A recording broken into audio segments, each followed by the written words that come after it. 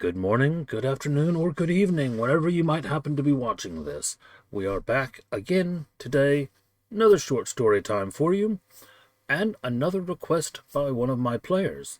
Before we actually started this campaign, whenever I was messing around with some of the character art, images, things of that nature, I shared a little bit of a teaser with some of the players of a specific character, an NPC that I was working on. Didn't give them any context for the guy, but they saw the art for him. And, well, because he's with the Paladins, and none of them have really gone that route, there's a good chance that he might not ever even crop up in the campaign, but my players have been asking about him. So today, I'm going to give you a little bit more background on this guy. He's an interesting one, so I hope you enjoy it. Comment below, let me know what you think. Enjoy.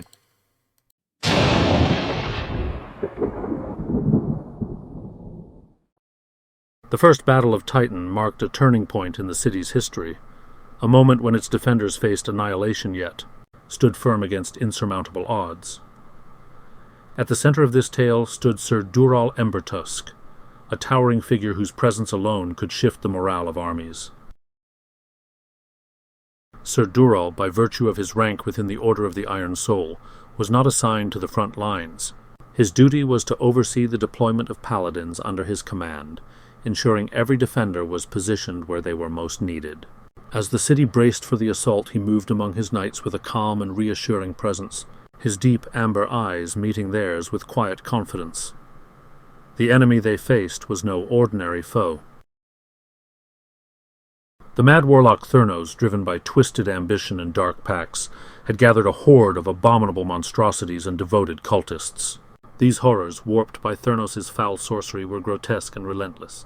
Their howls echoed through the night as they encroached on the city, their grotesque forms illuminated by the flickering light of siege fires. Despite his belief in restraint and mercy, Sir Dural knew the gravity of the moment.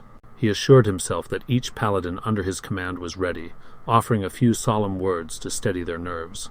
Yet as the enemy's assault began in earnest, and the walls of Titan trembled beneath the weight of the monstrous horde, he felt the pull of duty drawing him toward the fray.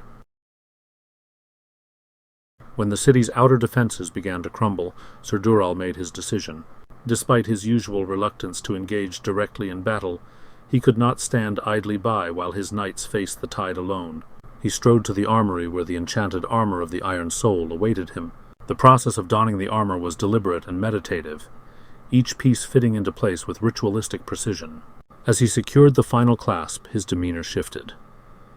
Gone was the gentle mentor, replaced by a towering embodiment of divine purpose.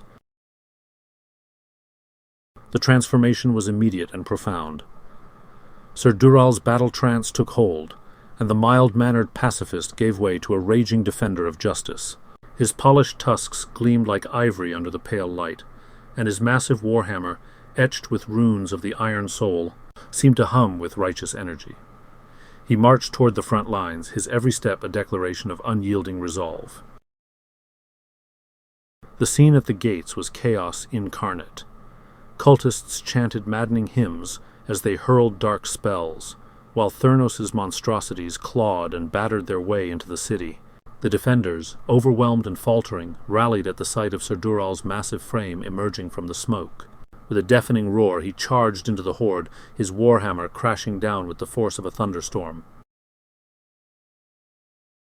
In the battle trance, Sir Dural was a force of nature.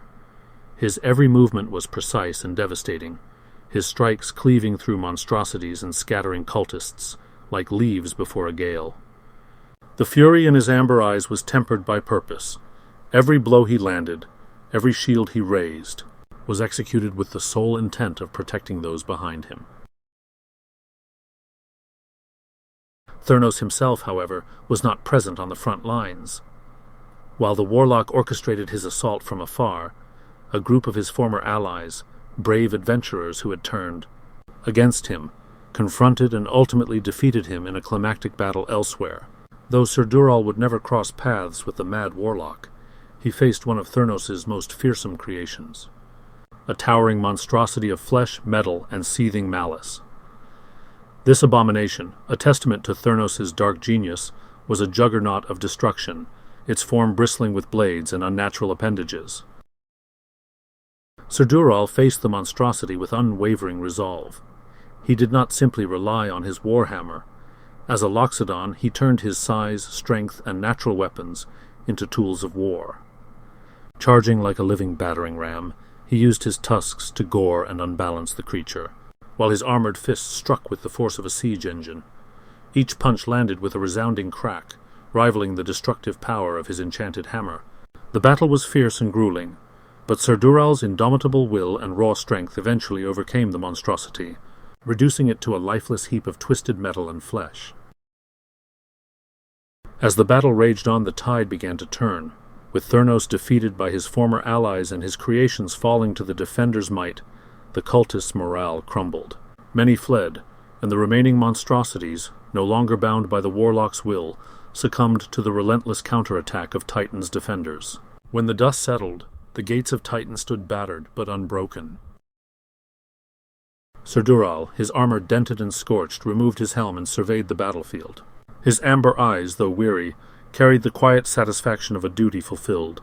As he returned to his knights, he reassumed his gentle demeanor, offering words of comfort to the wounded and solace to the grieving. To those who witnessed the battle, Sir Dural Embertusk became a legend. His transformation from a soft-spoken mentor to a raging avenger of the lost was both awe-inspiring and humbling. Yet to Sir Dural himself, it was not heroism, but duty. A solemn vow to protect the innocent and uphold the ideals of the Iron Soul. In the years that followed, the First Battle of Titan became a cornerstone of the city's history, and Sir Dural's name was spoken with reverence. Children played at being the mighty Loxodon Paladin, and bards sang of his deeds. But Sir Dural remained steadfastly humble, a knight devoted not to glory but to the greater good. For him, the battle was a reminder of the heavy burden of duty and the enduring strength of unity in the face of darkness.